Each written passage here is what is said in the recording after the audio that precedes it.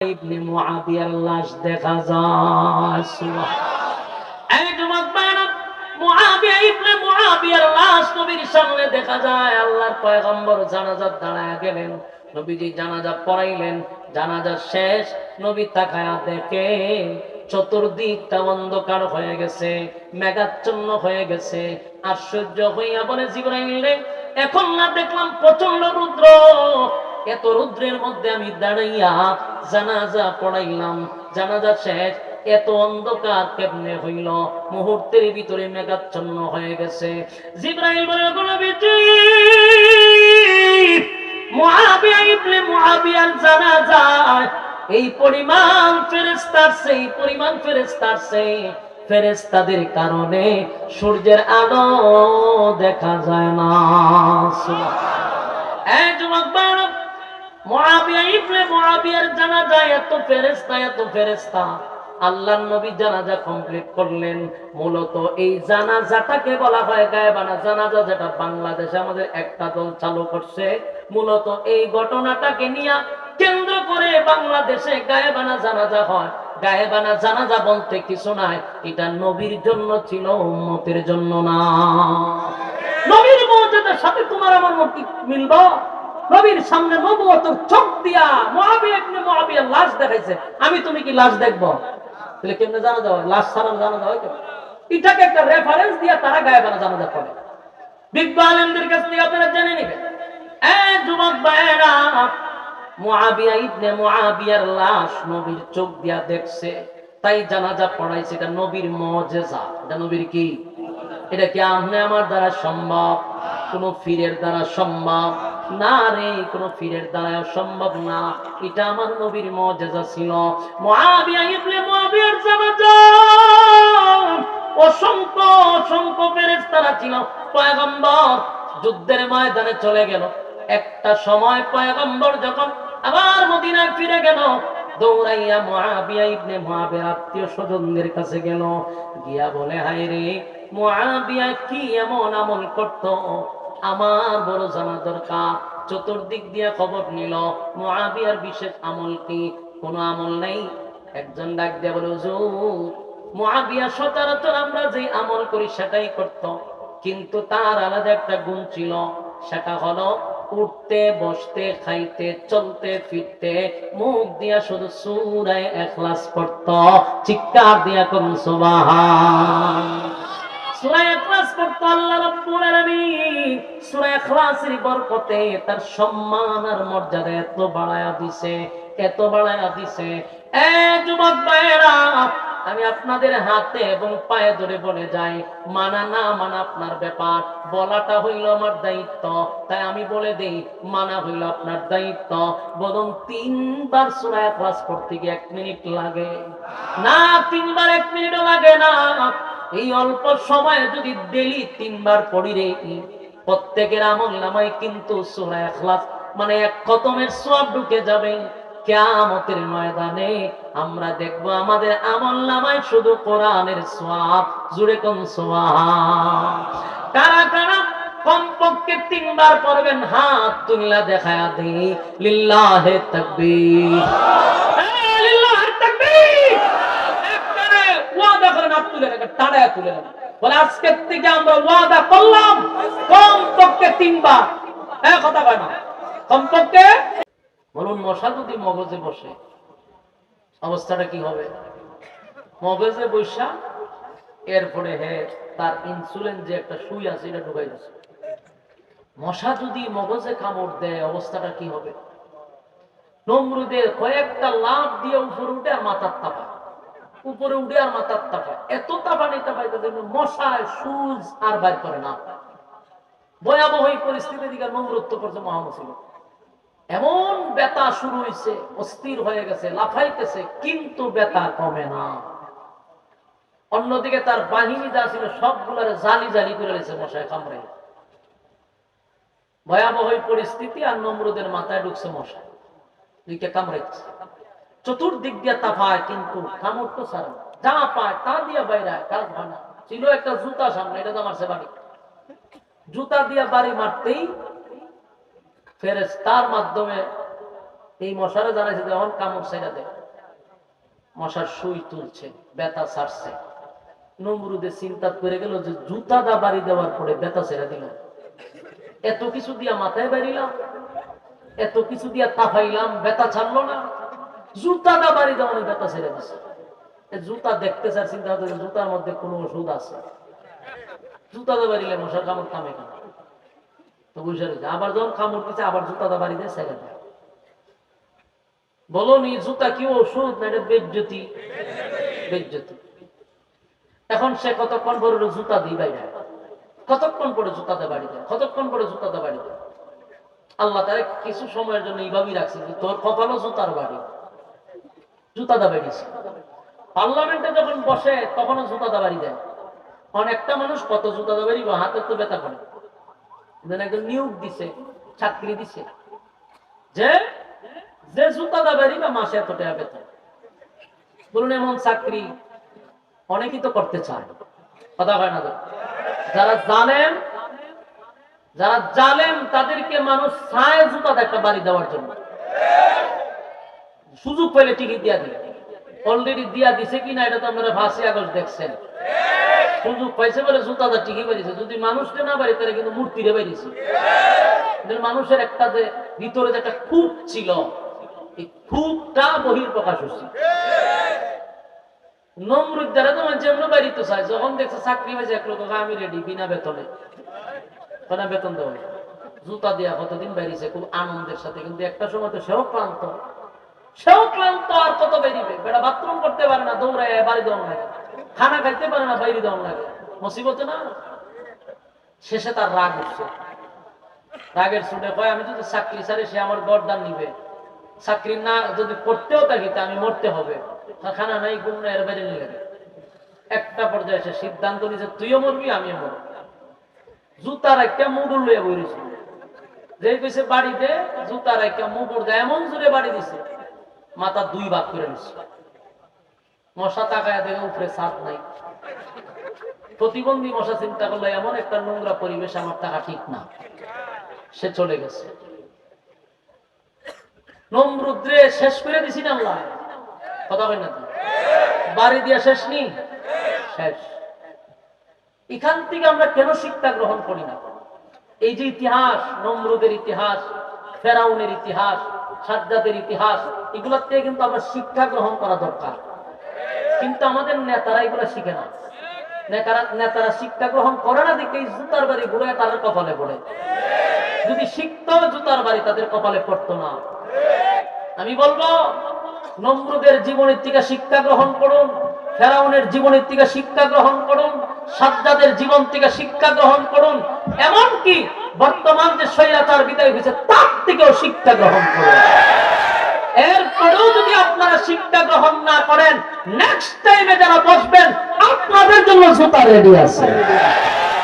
জুতা খালি এই স্বৈরাচারের জন্য না, যারা উল্টা পাল্টা করবে আল্লাহ হয় নমরুদের জুতা কিয়ামত পর্যন্ত রাখছি। শিক্ষা গ্রহণ করুন, তারা যে আচরণ করে আপনারা যদি সেম আচরণ করেন, জুতা রেডি। কথা বলেন না? জুতা আল্লাহ জুতা রেখে দিছে। বুশারে ডব্লিউ বুশ আমেরিকার প্রেসিডেন্ট জুতা দিছে না? এই জুতা জাদুগির আছে, জুতা রেডি। সুতরাং এখন থেকে শিক্ষা গ্রহণ করেন যে স্বৈরাচার কি কি ভুল করছে, নেক্সট টাইম আমরা এটা করব না। কারণ বাংলাদেশ আলেম প্রিয় দেশ, এই বাংলাদেশ ইসলাম প্রিয় দেশ, মানুষ ইসলামের জন্য জীবন দেয়। সুতরাং কোন নেতার জন্য কেউ জীবন দেয় না। নেতার জন্য যদি জীবন দিত তাহলে ছাত্রলীগ গেছে বহু। এরা নেতার উপরে যখন আক্রমণ শুরু হয়েছে, ছাত্রলীগ বোঝা গেল এগুলো স্বার্থের জন্য। এতদিন তোমারে খাইছি, টাকা দিয়া খাইছো, দিছো, বাস ফুর্তি আমোদ করছি, নারে নিয়ে ভর্তি করছি, বোতল নিয়ে ভর্তি করছি, দেশ বিদেশ ঘুরছি, বাস টাকা শেষ, তুমিও শেষ, রাজনীতি শেষ, তুমিও শেষ। কিন্তু এদেশের আলেম প্রিয় যারা আছে, আলেমরা শ্রোতাদের একটা টাকাও দেয় না, বরং এরা আলেমদেরকে দেয়। তোরার নেতারা দেয় কর্মীদেরকে, আর আমরা আলেমরা মানুষেরা দেয়। এই মহব্বত দুনিয়ার স্বার্থে নয়, এটা আল্লাহর জন্য মহব্বত। এই মহব্বত কার জন্য? আল্লাহ। সুতরাং এটা ইসলাম প্রিয় দেশ, ভুলে যাবেন না।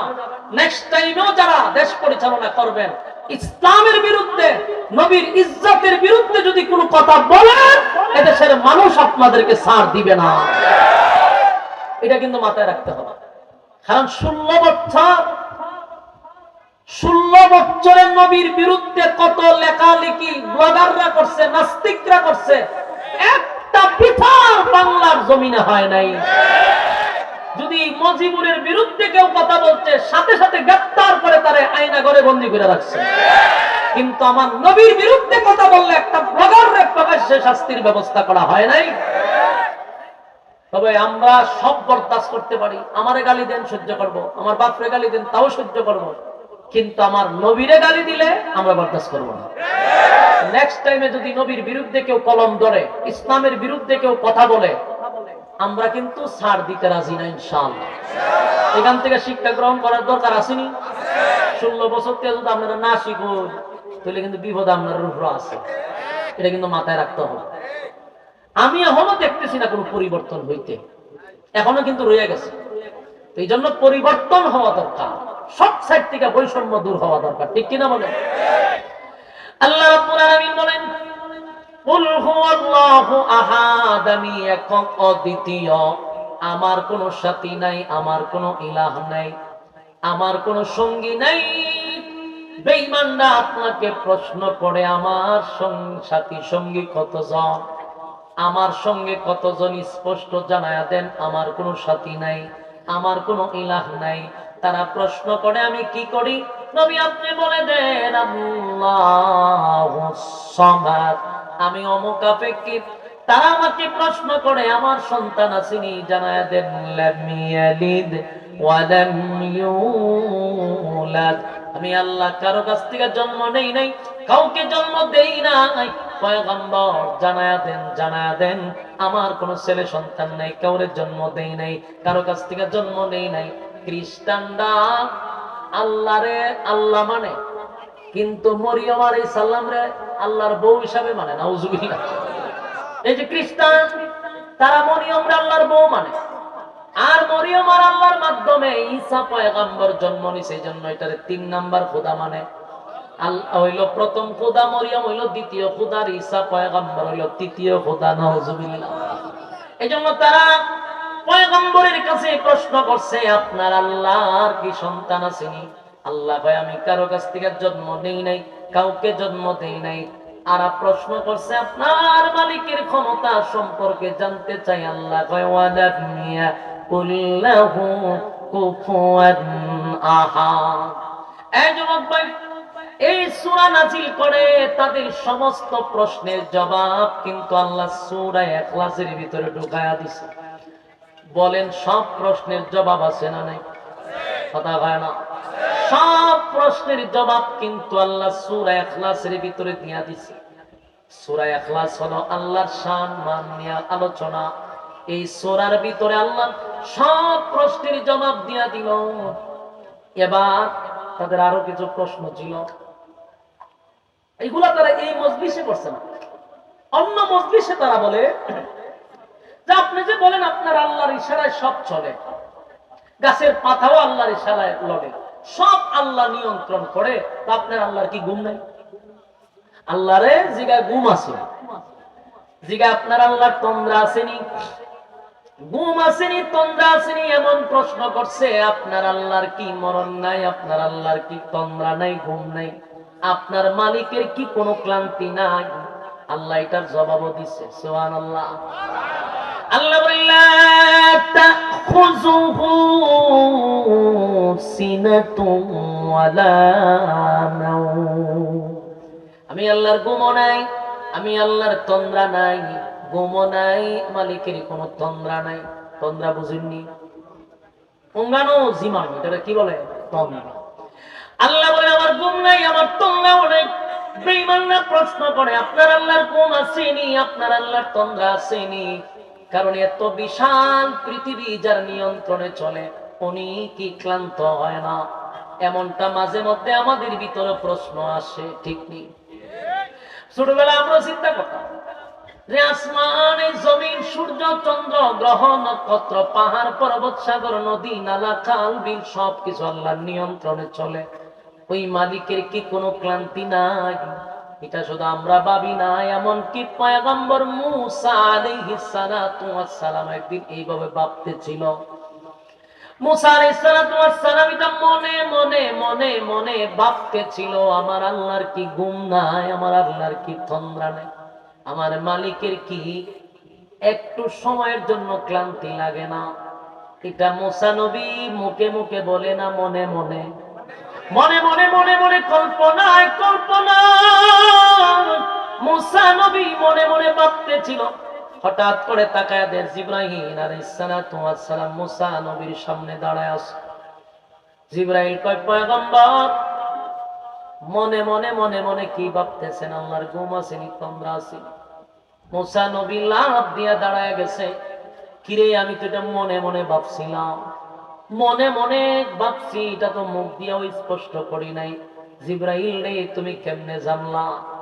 জিবরাইল কয়, মনে মনে কথা বলার শোনার আমার কোনো ধারণা নেই, আমি তুমি মনে মনে কি বলছো এটা জানার যোগ্যতা আমার নেই। যিনি জানাইছেন তিনি হলেন আল্লাহ। আল্লাহ জানে আমরা মনে মনে কি ভাবতেছি। সুবহানাল্লাহ।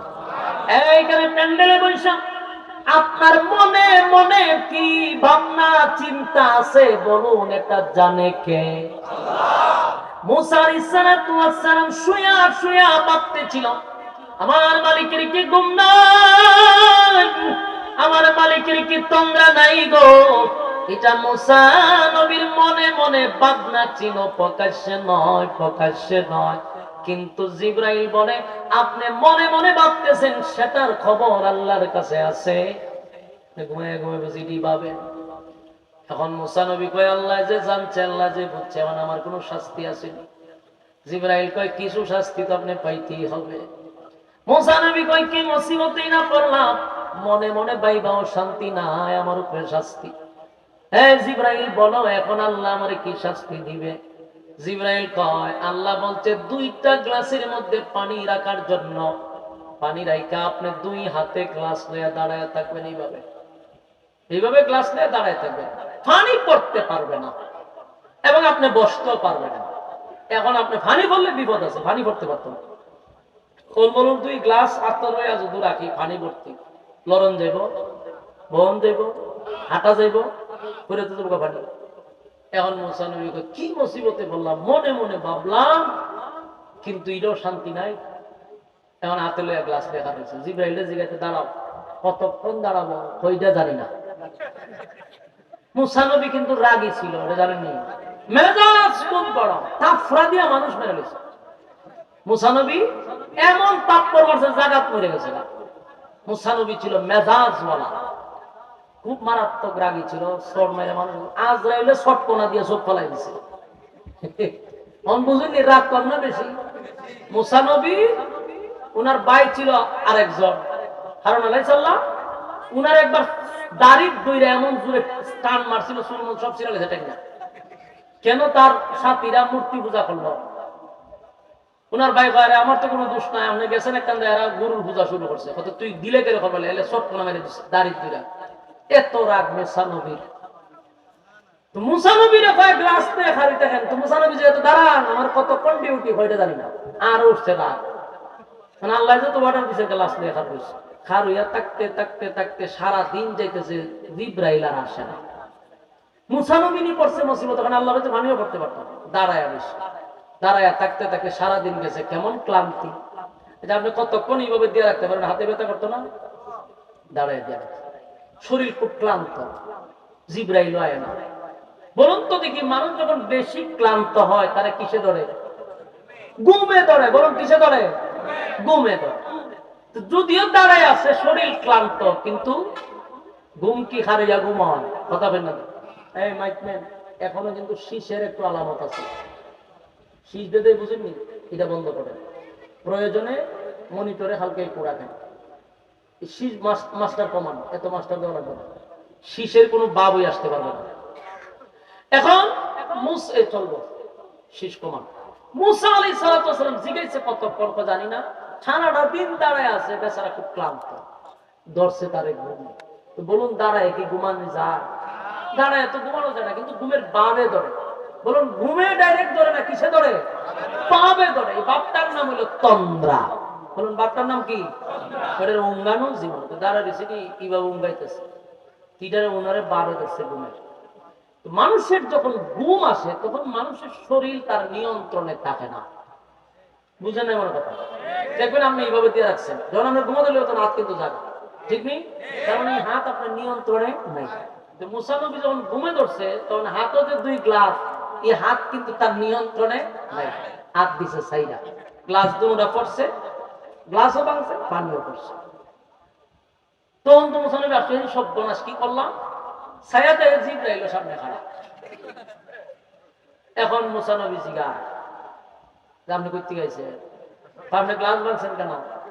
কারণ আমি গ্লাস ভাঙছি তো ইচ্ছা করে না, আমার ঘুমে ধরছি, এই কারণে গ্লাস আমার হাত আমার নিয়ন্ত্রণের বাহিরে ছিল, অজান্তে গ্লাস ভাঙছি, ইচ্ছা করে ভাঙিনি। জিবরাইল কয় আপনার তো সাথে তো কথা ছিল গ্লাস ভাঙা যাবে না, পানি পড়া যাবে না, কামড়া করছেন। মুসা নবী উল্টেছে রাগ।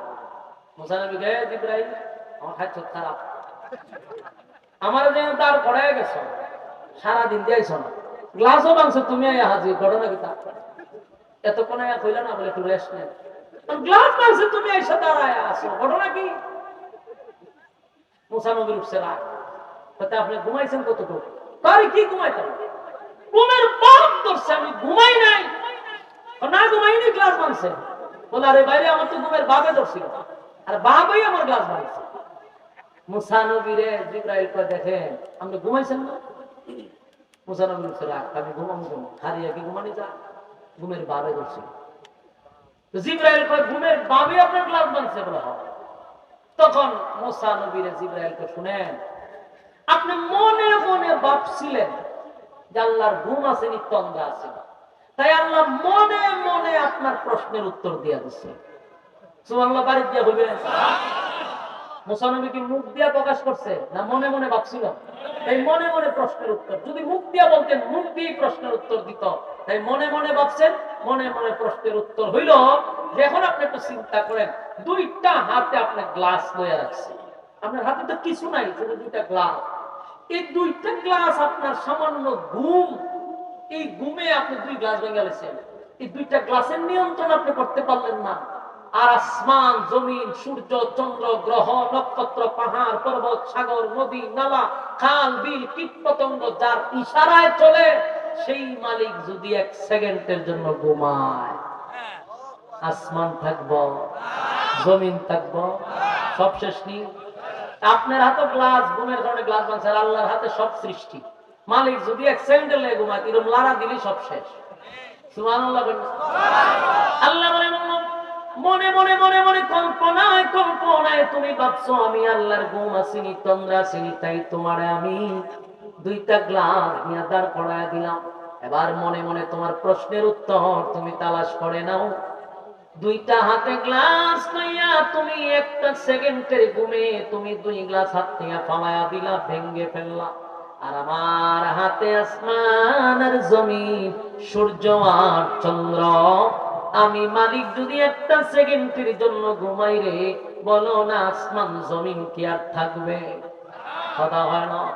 এই জন্য আল্লাহ বলেন লা তাখুযুহু সিনাতুন ওয়ালা নাওম।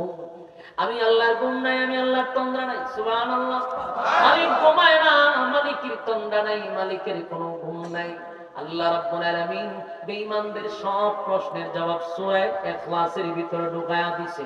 তারা প্রাসঙ্গিক প্রশ্ন করছিল, সেটা আয়াত নাযিল করে জানায়া দিয়েছে আমি আল্লাহর ঘুম নাই, তন্দ্রাও নাই। তাহলে এই সূরা ইখলাস থেকে আমরা সর্বপ্রথম দুই ভাগের আলোচনা শুনলাম।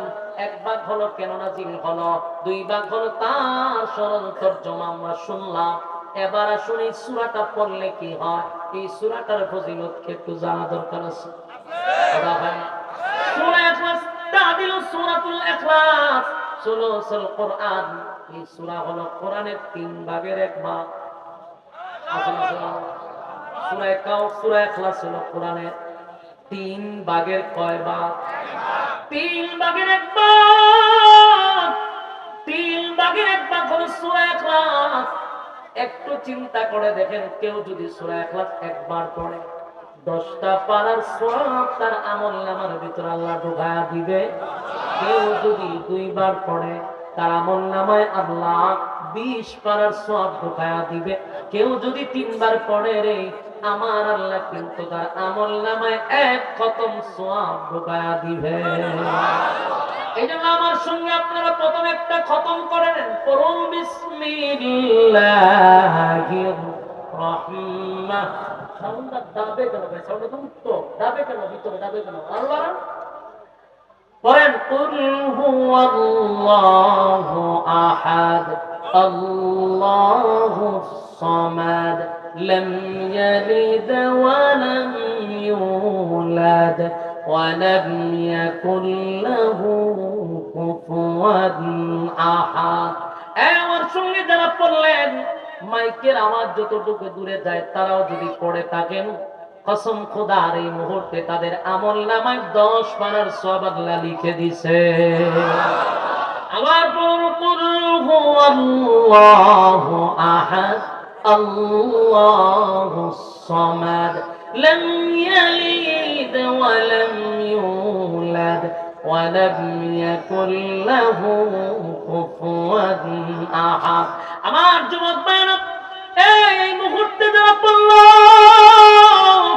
20 পারার সওয়াব তাদের আমলনামায় আল্লাহ ঢুকায়া দিছে রে, এই মুহূর্তে 20 পারার সওয়াব পাইছেন। আরেকবার পড়েন, কুল হুয়াল্লাহু আহাদ আল্লাহুস সামাদ লাম ইয়ালিদ ওয়া লাম ইউলাদ ওয়া লাম ইয়াকুল লাহু কুফুয়ান আহাদ। এই মুহূর্তে প্রত্যেকের আমলনামায় কিন্তু 1 খতম কোরআনের সওয়াব আছে। চিৎকার দিয়া কোন সুবহানাল্লাহ। তাহলে আজকের মাহফিলে আশাটা হয়ে গেল সার্থক। সার্থক এই জন্য, কারণ সচরাচর মাহফিল থেকে কোন মানুষ কোরআনের খতম নিয়ে বাড়ি যায় না। আজকের কোরআন মুসল্লির আমলনামায় প্রত্যেকের আমলনামায় একটা করে কোরআন খতমের সওয়াব আছে। আর আমরা আল্লাহর কাছে দোয়া করি, এই এতগুলা মানুষের কোরআনের খতমের সওয়াব মুর্দা গান্দের কবরে পৌঁছায় দেব। সুবহানাল্লাহ। তাহলে আজকের মাহফিল সার্থক হবে যদি এই সওয়াব একত্রিত কইরা নবীর রওজা মুবারকে পৌঁছায় দেয়। তোমার ডাইনে বামে সামনে পিছনে যত গুরুস্থান আছে প্রত্যেকটা মুর্দা গানের কবরে যেন আল্লাহ কোরআনের সওয়াব গুলি পৌঁছায় দেয়। এই যুবক ভাইরা, এবার আসুন, সূরা ইখলাস 3 বার পড়লে খতমের সওয়াব। হায়রে, সূরা ইখলাস নাযিল করার পিছনে আরো অনেক রহস্য আছে। এর মধ্যে একটা রহস্য হলো আল্লাহর মায়ার কারণে, মহব্বতের কারণে। মায়া মহব্বত কেন? কারণ এই মজলিসে এমন লোক আছে, এই প্যান্ডেলের ভিতরে অনেক লোক আছে, আমি একেবারে যদি চ্যালেঞ্জ করে বলি অসুবিধা হবে না। অনেক মানুষ আছে যাদের জীবনে একবারও পুরা কোরআন দেখা দেখা পইরা পইরা খতম দেয় নাই। আসেনি? আমরা আওয়াজে বোঝা যায় আমি ভুল করছি। যদি প্রশ্ন করি লজ্জা পাবেন, এই জন্য সবার উপরে ছেড়ে দিলাম। এখানে অনেক মানুষ আছে যাদের জীবনে কোনোদিন 1 খতম কোরআন পড়ে নাই। বাস্তব কইছি না? বাস্তব। তাই আমরা যদি মানা যাই তাহলে আমাদের আমলনামায় কোরআনের খতম নাই নাই নাই। আল্লাহ এই কোরআন মানুষের জন্য এক নিয়ামত স্বরূপ পাঠাইছে। এত বড় গ্রন্থ আমাদেরকে পাঠাইলো, আমাদের নিয়ামত দিয়ে পাঠাইলো, কিন্তু আমাদের আমলনামায় কোরআনের খতমের সওয়াব নাই রে। কত মানুষ এখানে বসা 5 ওয়াক্ত নামাজ পড়ে, রোজা রাখে, হজ করে, যাকাত দেয়, কিন্তু কোরআন দেখা পড়তে পারে না, এই জন্য খতম করতে পারে না। আবার অনেক মানুষ খতম করে কিন্তু আল্লাহর কসম পড়া শুদ্ধ না, এত বিশ্রী পড়া, কোনো অক্ষরের শুদ্ধ নাই, মাখরাজের কোনো খবর নাই, লম্বা বাড়ি তো দূরের কথা, এগুলা দিয়াও অনেক মানুষ খতম করে। পারে না? না দেখেন শুক্রবারে মসজিদের মধ্যে খতম বসায়, কি যে করছে আল্লাহ ছাড়া কেউ বেতার। এর থেকে আমাদের মাদ্রাসার মক্তবের ছাত্রদের পড়া অনেক সুন্দর। এই যে মাদ্রাসার নুরানির যে পড়ে, নুরানির প্রথম ক্লাস, দ্বিতীয় ক্লাস, তৃতীয় ক্লাসের ছাত্রের পড়া শুনলে আপনি আশ্চর্য হয়ে যাবে। কিন্তু আপনার জীবন তো 60 বছর গেছে, দাড়িও সাদা হইলো, হজ হয়েছে, কিন্তু কোরআন শিখ করতে হবে। তাহলে আপনার আমলনামায় কোরআনের খতম নাই গো। তাহলে মারা গেলে আমলনামার মধ্যে কোরআনের খতম না লইয়া কবরে গেলাম। তাই আল্লাহর কত মায়া আর কত দয়া, মালিক আমাদেরকে সূরা ইখলাস দিয়া বলছে, বান্দারে যদি 3 বার পড়স আমলনামায় খতম দিয়া দিব। যুবক ভাইরা, আজকে আমি এখানে পড়াইছি, এমন হইতে পারে 1 বছরের ভিতরে এমন লোক আছে 3 বার একসাথে পড়েই নেই। কথা হয় না?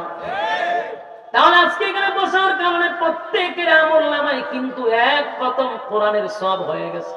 তাহলে আপনারাও নিয়ত করবেন, আজকে যেহেতু জানলাম প্রতিদিন কমপক্ষে কয়বার পড়ব?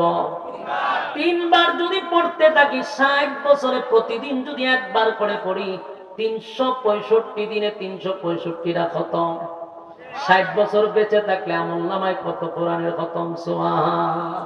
সময় কিন্তু বেশি লাগে না, 3 বার পড়তে 1 মিনিটও লাগবে না, কিন্তু আমলনামায় 1 খতমের সওয়াব। মরার পরে আপনার আমলনামা যখন বাহির করা হবে, দেখবে শুধু কোরআনের খতম আর খতম। সুবহান। আগামের ফেরেশতা আসলে কোরআন চতুর্দিকে ঘুরবে আর বলবে, আমরা কোরআন, আমরা কোরআন। এই জন্য গজবের ফেরেশতা সামনে আসতে পারবে না। যুবক ভাইরা রে, 3 বার সূরা ইখলাস পড়তে সময় লাগে না। অনর্থক সময় নষ্ট করি, অনর্থক সময় অপচয় করি। গাড়িতে বইসা আছি 3 বার পড়লাম, হাঁটতেছি 3 বার পড়লাম, ঘরে অনর্থক শুয়ে আছি 3 বার পড়লাম, সময় লাগে না। কিন্তু এই সূরা ইখলাস শুধু এখানেই নয়, সূরা ইখলাসের ফজিলত আরো আছে। আমি আপনাদেরকে একটু বলে দিই, সূরা ইখলাস যদি প্রতিদিন প্রতিদিন প্রতিদিন কেউ পড়তেই থাকে মহব্বত নিয়া, আল্লাহ বলেন কমপক্ষে 10 বার যদি প্রতিদিন কেউ পড়ে, আমি আল্লাহ তার জন্য জান্নাতে বালাখানা রেডি করে রাখব। শুধু তাই নয়, সূরা ইখলাস এত দামি সূরা রে, এত ফজিলতপূর্ণ সূরা। কেউ যদি দৈনিক 100 বার পড়ে, 100 বার পড়ে, 100 বার পড়ে, সব ঠিক রেখে যদি মহব্বতের সহিত 100 বার পড়ে, আল্লাহর নবী বলেন তার জন্য জান্নাত ওয়াজিব। সুবহান। আমার যুবক ভাইরা, সূরা ইখলাস এত গুরুত্বপূর্ণ সূরা, এত গুরুত্বপূর্ণ সূরা, এখানেই শেষ না। সূরা ইখলাস যদি কেউ পড়তে থাকে, তার ইজ্জত আর সম্মান আল্লাহ বাড়ায়া দিবে। আল্লাহর নবী একবার যুদ্ধে গেছে, যুদ্ধ করার জন্য নবী যুদ্ধে গেল, কিন্তু জিবরাইল নবীর কাছে খবর পৌঁছায় দিল, গো পয়গম্বর, আপনার একজন সাহাবী মারা গেছে, আপনাকে জানাজা পড়তে হবে। আল্লাহর নবী বলেন কোথায় রে? বলে মদিনায়। আমি কই আর সাহাবী কই? যে মারা গেছে তার কাছ থেকে 100 কিলোমিটার দূরত্বে আমি দাঁড়ায় আছি, কেমনে গো আমি তার জানাজা পড়াবো? তখন তার প্রাইভেট কার ছিল না, উন্নতি যুগ ছিল না, পায়ে হেঁটে যেতে হয় অথবা উটের উপরে সওয়ার করে যেতে হয়। তাহলে যাইতে হতে 1 দিন 2 দিন লাগবে। এবার জিবরাইল বলেন, হাবিব, আপনি শুধু জানাজার জন্য প্রস্তুতি নেন, আপনি জানাজার জন্য প্রস্তুতি নেন। আপনার সাহাবী মুআবিয়া ইবনে মুআবিয়া মারা গেছে, আপনি নবী জানাজা পড়াবেন। নবী আশ্চর্য হয়ে গেল, আমি কই, আমার সাহাবী কই? নবীকে জানাজার জন্য প্রস্তুতি করলেন। নবী জানাজার জন্য দাঁড়ায় গেলেন, মরুভূমির মধ্যে জানাজার জন্য নবী দাঁড়াইছে। আল্লাহর হাবিব জানাজার জন্য দাঁড়ায় গেছে গো। হঠাৎ করে নবী দাঁড়াইবে এমন সময় দেখা যায় নবী টান। বহুবাদী কারা? যারা মূর্তি পূজা করে, মানে তারা বহু খোদা, তারা এক খোদায় বিশ্বাসী নয়, তারা বহু খোদায় বিশ্বাসী। এই 3টা দলের প্রশ্ন হলো যে আমরা তো খোদার গোলামি করি, তাহলে আব্দুল্লাহর পুত্র মুহাম্মদ, উনি যে আমাদেরকে এক খোদার দাওয়াত দেয়, ওনার জন্মের আগ থেকেই তো আমরা সেই আল্লাহরে আল্লাহ বলেই ডাকছি এবং আমরা আল্লাহকে আল্লাহ বলেই বিশ্বাস করি। তাহলে উনি আবার কোন আল্লাহর দাওয়াত দিচ্ছে? এটার জন্য 3 দল একত্রিত হয়ে রাসূল আরবি সাল্লাল্লাহু আলাইহি সাল্লামের কাছে গেছে, গিয়া বলল যে আমরা আপনার কাছে কিছু বিষয় জানতে আসছি। দ্বিত্ববাদী, তিত্ববাদী, বহুবাদী 3 দল রাসূলের কাছে গেছে, গিয়া বলল যে আপনার জন্মের আগ থেকেই আমরা আল্লাহকে আল্লাহ বলে ডাকে আসছি, আপনি যে আমাদেরকে আবার এক আল্লাহর দাওয়াত দিচ্ছেন, সেই আল্লাহর পরিচয়টা কি? কথাগুলি একটু মনোযোগ দিয়ে শুনলে বুঝে আসবে যে ইখলাস কেন রাখা হইল সূরার নাম। ইখলাস শব্দের অর্থ খাঁটি, নির্ভেজাল। তো রাসূল সাল্লাল্লাহু আলাইহি সাল্লামের কাছে 3 দল গিয়া বলল যে আপনি যে এক আল্লাহর দাওয়াত দেন, যেই আল্লাহর নাম বলে আমাদেরকে দাওয়াত দেন, আমরা তো সেই আল্লাহকে আল্লাহ বলেই ডাকি। ইহুদিরা বলল আমরা আল্লাহ বলেই ডাকি। মূর্তি পূজারী বলল আমরাও আল্লাহ বলেই ডাকি। তাহলে আপনার নতুন করে সমাজের মধ্যে এই বিভ্রান্ত কেন চড়াচ্ছেন? কেন আপনি একত্ববাদী খোদার দাওয়াত দিচ্ছেন নতুন করে, নতুন ধর্ম নিয়ে আসছেন? এতে তো আমাদের সমাজের মধ্যে ফাটল সৃষ্টি হচ্ছে।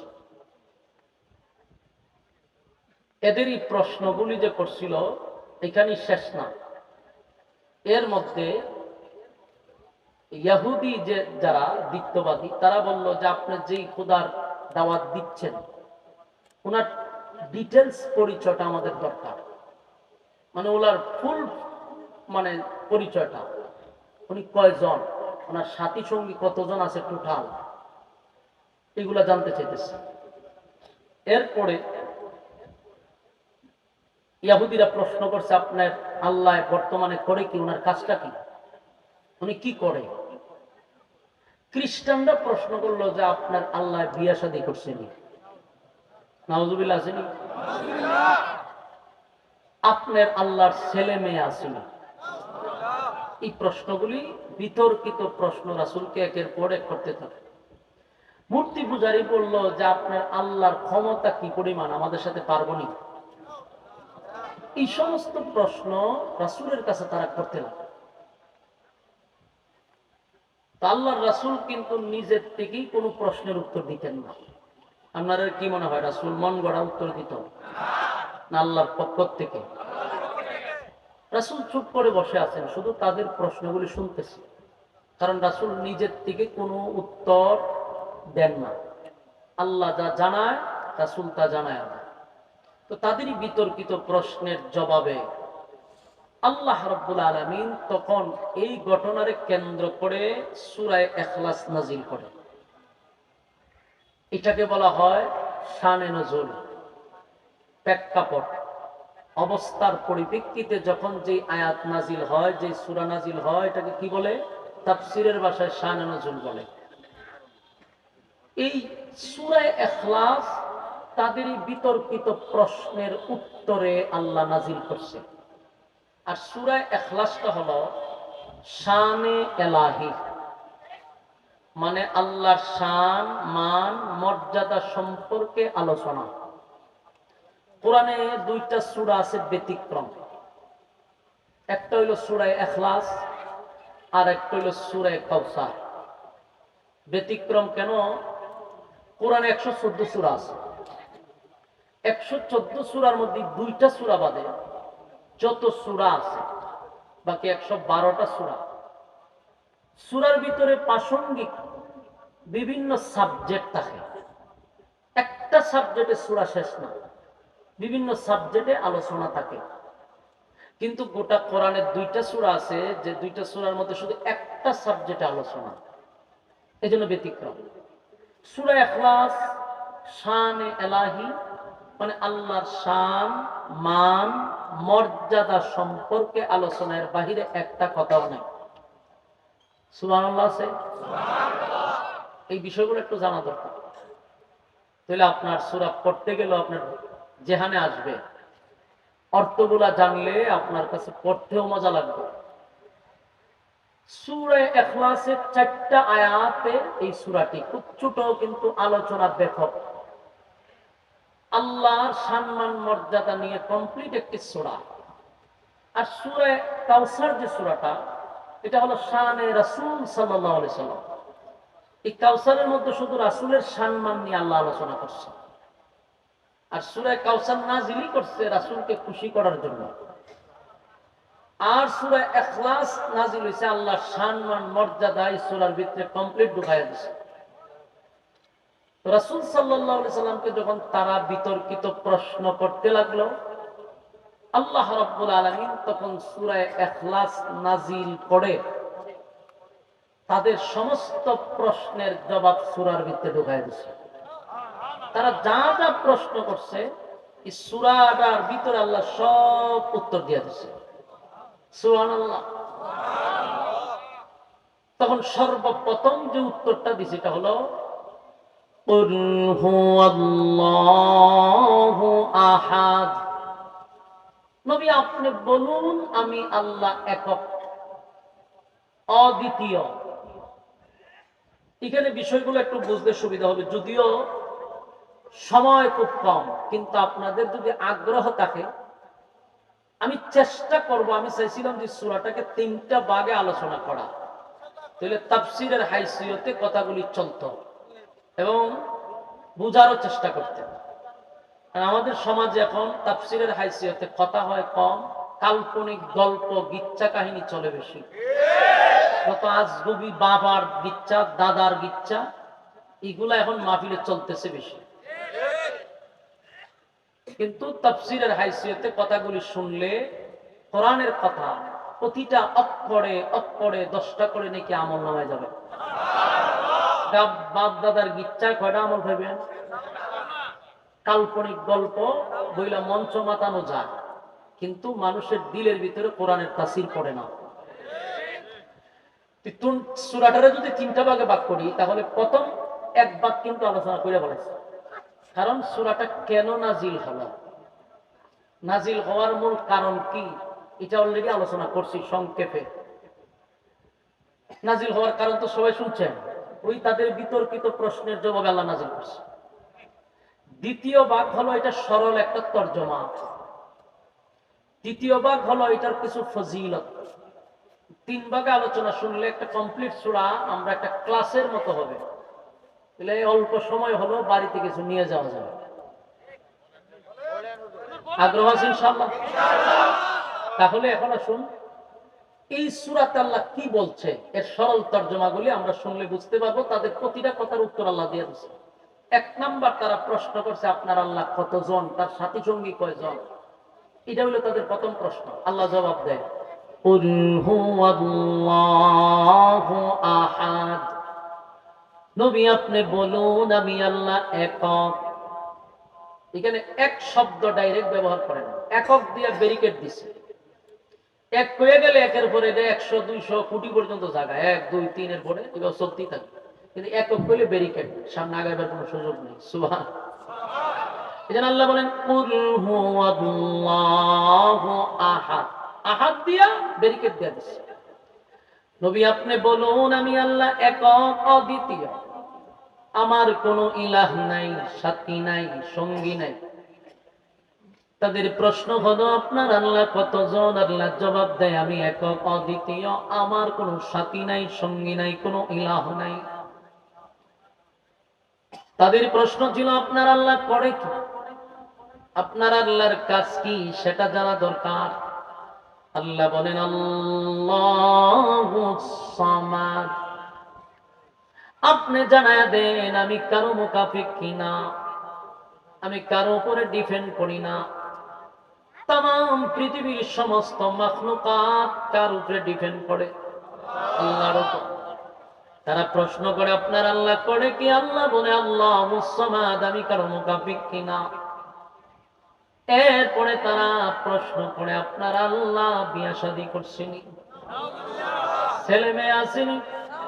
এদেরই প্রশ্নের জবাবে রব্বে কারীম কিন্তু জবাব দিয়া দিছে লাম ইয়ালিদ ওয়া লাম ইউলাদ।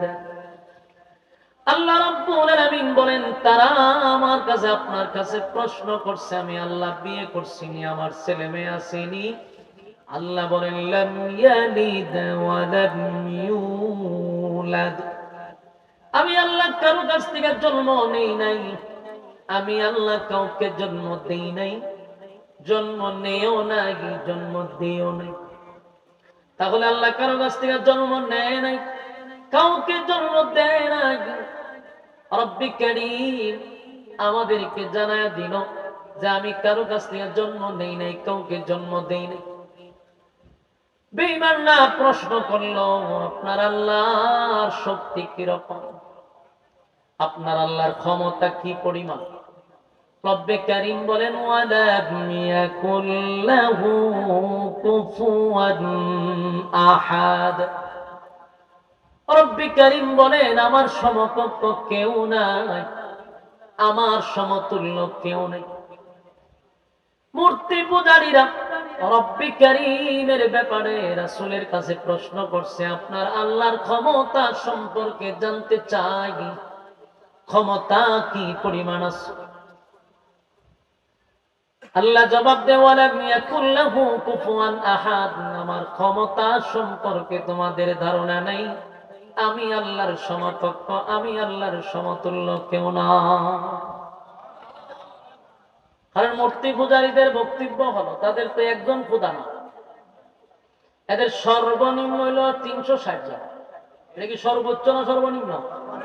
সর্বনিম্ন হলো 360 জন। তদানীন্তন সময়ে 360টা মূর্তি খানায় কাবার ভিতরেই ছিল এবং খানায় কাবার বাহিরে তারা উলঙ্গ হইয়া এই 360টা মূর্তির তোয়াফ করত। তাদের প্রশ্ন হলো, আমরা এতগুলা খোদা তৈয়া একজন খোদার কথা কেন মানব? আমাদের তো খোদার সংখ্যা বেশি, মুহাম্মদের খোদা কম, আমরার খোদা বেশি। অথচ তাদের খোদা নিজের হাতের বানানো। প্রত্যেক খোদার পিছনে কিন্তু লাঠি আছে একটা, জায়গা মতো দিছে লাঠি। এই 360টা খোদার পিছন দিয়া লাঠি দিয়া খাড়া কইরা রাখছে। পরে হয় আমরার খোদার সংখ্যা বেশি, মুহাম্মদের খোদা হইল একজন। এত খোদা রাইকা একজনের কথা মানব কেন? আমাদের খোদাদের সঙ্গে কি সে পারবে? নাউজুবিল্লাহ। আল্লাহ বলেন ওয়ালাম ইয়াকুল লাহু কুফুয়ান আহাদ, আমার সমতুল্য কেউ নাই, আমার সমকক্ষ কেউ নাই। মানুষকে আল্লাহ ক্ষমতা দেয়, মানুষকে আল্লাহ ক্ষমতা দেয়, মানুষকে আল্লাহ সম্মান দেয়, ইজ্জত দেয় দিয়া কিন্তু আল্লাহ পরীক্ষা করে কেউ যদি ক্ষমতা পাইয়া ক্ষমতার অপব্যবহার করে পরিণাম কিন্তু ভালো হয় না। ফেরাউনকে আল্লাহ ক্ষমতা দিছিল, ফেরাউনকে ক্ষমতা দেওয়ার পরে ক্ষমতা পাইয়া কিন্তু ফেরাউনও ক্ষমতার অপব্যবহার করছে। এক মূসা নবী দুনিয়াতে না আসার জন্য 90,000 শিশুরে জবাই করছে, নীল নদের পানিটা লাল করে ফেলছে ফেরাউনে। আল্লাহ সেই ফেরাউনকে নীল নদে চুবাইয়া মারছে। নমরুদরে আল্লাহ ক্ষমতা দিছে শুধু একটা দেশের ক্ষমতা, বাংলাদেশ নামক একটা ভূখণ্ডের ক্ষমতা নয়, আমেরিকা, রাশিয়া, জাপান, চীন, জাপানের ক্ষমতা না। আসমানের নিচে যত জায়গা আছে সব জায়গার বাদশা আল্লাহ নমরুদরে বানাইছে। নমরুদ ছিল গোটা পৃথিবীর বাদশা, আল্লাহ ক্ষমতা দিছিল। কিন্তু ক্ষমতা পাইয়া নমরুদ ক্ষমতার অপব্যবহার করছে। নমরুদ একটা পর্যায়ে নিজেরে খোদাই দাবি করে বসছে। এবং এই কথাটা, যেই কথাটা মূর্তি পূজারীরা রাসূলকে বলছে আপনার খোদা আমাদের খোদার সঙ্গে পারবেনি, এই কথাটাও নমরুদে বলছিল ইব্রাহিম খলিলুল্লাহকে। ইব্রাহিম খলিলুল্লাহকে বলছিল, ইব্রাহিম তোমার খোদা কি আমার সঙ্গে পারবে? আমার বাহিনী বেশি, তোমার খোদা তো একজন। নাউজুবিল্লাহ। এই প্রশ্ন কিন্তু ইব্রাহিম খলিলুল্লাহকে নমরুদ দাও করছিল। এমনকি নমরুদ বলছে তোমার আল্লাহকে বলো আমার সঙ্গে যুদ্ধ করবেনি। নাউজুবিল্লাহ। এমনকি নমরুদ আল্লাহর সঙ্গে যুদ্ধ করার জন্য প্রস্তুতিও নিছে। কিতাবে লেখছে 50 কিলোমিটার এরিয়া লইয়া নমরুদের বাহিনী প্রস্তুত করছে আল্লাহর সঙ্গে যুদ্ধ করবে। চিন্তা করেন ক্ষমতা পাইলে মানুষ কি করে? ক্ষমতা পাইয়া যদি ক্ষমতার অপব্যবহার করো, মালিক কয় আমি ছাড় দেই কিন্তু ছেড়ে দেই না। ক্ষমতা দিয়া পরীক্ষা করি, ক্ষমতা পাইয়া যা মনে চায় তা করা যাবে না। নমরুদে কয় আমি 50 কিলোমিটার এরিয়া নিয়ে বাহিনী দাঁড় করাইছি। ইব্রাহিম রে, তোমার আল্লাহরে বলো আমার সঙ্গে যুদ্ধ করবো নি। নাউজুবিল্লাহ। ইব্রাহিম খলিলুল্লাহ আল্লাহর কাছে বলে, মালিক বারবার আমারে বলে আপনার সঙ্গে নাকি সে যুদ্ধ করবে।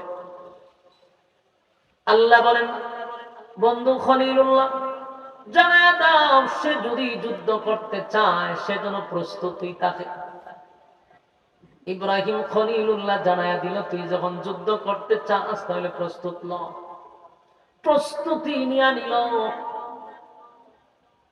তার বাহিনী সব লোহার হেমলেট পরিধান করে অস্ত্র নিয়ে দাঁড়ায় আছে আল্লাহর সাথে যুদ্ধ করবে। মাথা কি পরিমাণ হচ্ছে, আল্লাহর সঙ্গে সে যুদ্ধই করবে। কতক্ষণ পরে ইব্রাহিম তোমার আল্লাহর বাহিনী কোথায়? ইব্রাহিম সময় মতোই আইব, অপেক্ষা কর, সময় মতো আইব। কতক্ষণ পরে পরে তার বাহিনীদেরকে বলে, তোমরা তার অস্ত্র নিয়ে প্রস্তুত থাকো, ইব্রাহিমের আল্লাহর বাহিনী আসতেছে। তারাও প্রস্তুত। কতক্ষণ পরে পরে বলে, ইব্রাহিম রে তোমার বাহিনী কোথায়? আল্লাহর কাছে ইব্রাহিম খলিলুল্লাহ বলে, মালিক বারবার সে বাহিনী। আল্লাহ কয়, উপরের দিকে তাকায় দেখো আমার বাহিনী আসতেছে। উপরের দিকে তাকায় দেখে কালো দুয়ার মতো একটা শা করে নিচের দিকে নামতেছে। বলুন, ফেরাউনের সঙ্গে নমরুদের সঙ্গে যুদ্ধ করতে আল্লাহর বাহিনী লাগবে? আল্লাহ এমন একটা প্রাণী পাঠাইছে যে প্রাণীটারে আমরা তাফা দিয়া মারি, মশা। বলুন, এর থেকে ছোট প্রাণী আছে? কিন্তু এটারে আল্লাহ পাঠাইছে। নমরুদ যখন বেড়াগিরি দেখাইছে, তুই বেড়াগিরি দেখাইলি, আমি বড় কোন কামান বিমান তোরে মারার জন্য পাঠাইলে ইজ্জতের সমস্যা। কথা ঠিক? তোর সাথে যুদ্ধ করতে যদি আমার কামান বিমান লাগে তাহলে আমি আল্লাহর ইজ্জতের উপরে পড়ে। তাই এমন এক বাহিনী পাঠাইছি যে গোলারে তোরা তাপা দিয়া মারো, সেগুলো হইল মশা। মশার বাহিনীরে পাঠাইছে আল্লাহ। মশার বাহিনী যখন কালো হইয়া নিচের দিকে নামতেছে, নমরুদ্দা মুসকি মুসকি আসে, ওইটা কোনো কথা? কামান বিমান নিয়ে আসবো, মশা বাড়াইছে, তাফায়া মেরে নেবো। এ নিয়ত করছে তাফায়া মেরে নেবো। যেই মাত্র মশাগুলি নিচের দিকে সা সা করে নামতে ছিল, তারা তো লোহার হেমলেট পড়া, যাতে গুলি করলে না পড়ে, তীর মারলেও যেন বুকে না ঢুকে, এই জন্য লোহার পোশাক লেগেছে। আর আল্লাহ এমন ছোট মশা পাঠাইছে, ওই লোহার হেমলেটের ভিতরে সব গিয়ে ঢুকছে। দুইটা শুধু কামড় দেয়। দুনিয়ার মশায় শুধু কামড় দিয়া রক্ত খায়, আর আল্লাহ যে মশা পাঠাইছে এটা কামড় দিয়া রক্ত নেড়ে গুস্ত খায়। এই মশা হেমলেটের ভিতরে ঢুকে, লোহার হেমলেটের ভিতরে ডুইকা এমন কামড়ানি শুরু করছে, তারা অস্ত্র ফালাইয়া খালি তাফায়, সব অস্ত্র ফালাইয়া খালি মশা মারাতাছে। এক একজন মাটির করে খালি গৈরিতেছে, ইমাতার থেকে ইমাতার করে। কিন্তু এটা তো লোহার হেলমেটের খুলবো না মশা মারবো এমন দিয়া রক্ত খায়, মাংস ছিদ্র করে লেছে। জালি যেইভাবে ছিদ্র হয় এইভাবে শরীর একেবারে ছাকা ছাকা করে লেছে। চিৎকার শুরু করছে, রক্তে পুরা লাল হয়ে গেছে। কি এর যুদ্ধ করতো কিছুক্ষণের ভিতরে এত শত শত হাজার হাজার বাহিনী মাটির পেরা শুধু চারটা চারটি করতেছে। ভয়াবহ পরিস্থিতি। নমরুদ দেখা, ইব্রাহিম রে লক্ষণ ভালো না। ভাবছিলাম তাফায় মেরেলাম, এটা তো মরে না, এটি দুইকে শরীরের ভিতরে ঢুকে ভিতরের বুঝতো এরা ফলি ফলি করতেছে। আল্লাহ যুদ্ধ করে যায়, কিন্তু নমরুদ দ্বারে কোন মশায় ধরছে না, একেবারে প্রতিবন্ধী, ভালা কোনো মশা না। একটা মশা কোনো কাজের না, এটা প্রতিবন্ধী, মাজুর হাওয়ালা না। এরকম একটা প্রতিবন্ধী মশা আল্লাহ তুই যখন কোনো কাজে লাগাস না, তোর সবচেয়ে বড় শয়তানের কাজে লাগানো। এই প্রতিবন্ধী মশা সে নমরুদের জায়গা মতো যখন বসছে, আল্লাহ যে বড় বড় ছিদ্র দেখা যায়, এটাতে ঢুক, তার নাক দিয়া ঢুকে গেছে, শ্বাসের সঙ্গে ডাইরেক্ট ঢুকে